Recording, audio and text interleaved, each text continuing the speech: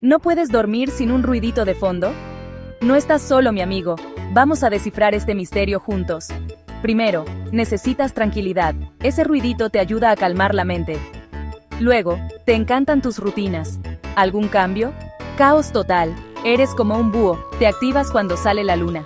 ¿Tienes ansiedad? El ruido de fondo es tu cobijita de seguridad. Además, eres multitask, no te distraes fácilmente. Y tal vez, te sientes un poquito solito. El radio te hace compañía. ¿Luchando contra el insomnio? Ese ruidito es tu atrapasueños. Por último, solo quieres bloquear el escándalo del mundo. ¿Te suena familiar? Cuéntanos en los comentarios.